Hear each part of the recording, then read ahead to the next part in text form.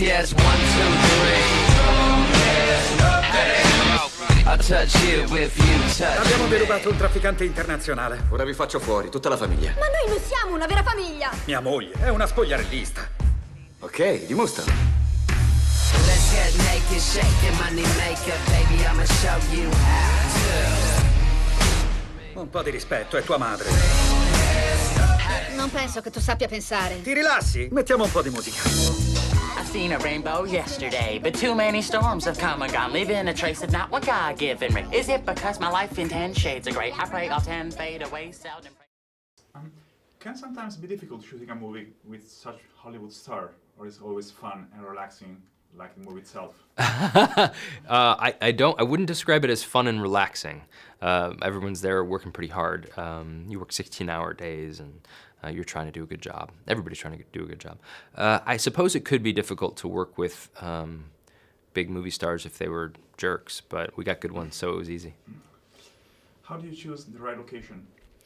Well, there's a big a group of people who help you. I have location scouts who go out and take pictures and send them to me, and that helps me find the right locations. In the case of We're the Millers, we shot in Wilmington, North Carolina, and in New Mexico, Santa Fe and Albuquerque.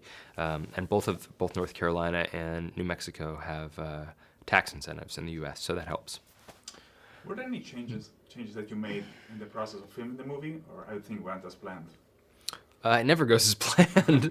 There was the old saying, if you want to make God laugh, make a plan. So that was, it never goes quite as to plan, but we got it done.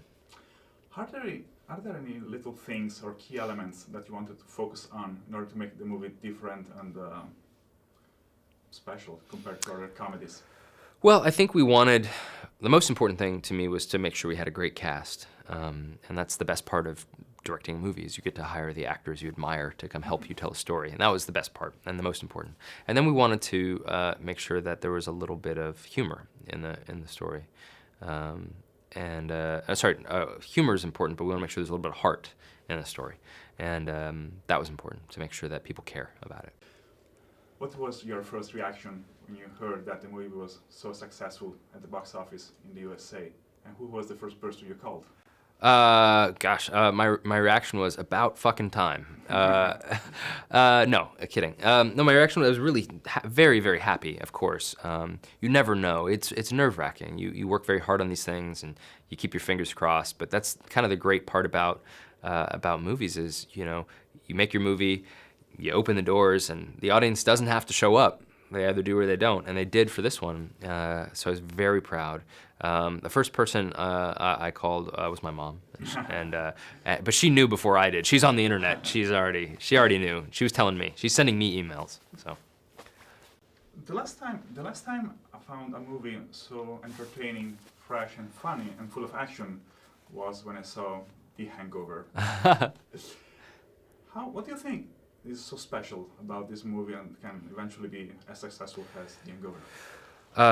I hope we're half as successful as The Hangover. That would be massive. I think The Hangover and this movie both are very funny, but I also think they have characters that people love, and I think that's the big difference, or the big similarity.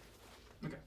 I think it stays ahead of the audience. I think one of the wonderful things about The Hangover is that not only does the plot stay ahead of the audience, but it also stays ahead of the characters within the film. So you're always sort of, discovering something. Yeah, that's and a very ours is good point. ours is kind of similar. We're constantly running into things, thinking we have it figured out, and then around each turn we don't.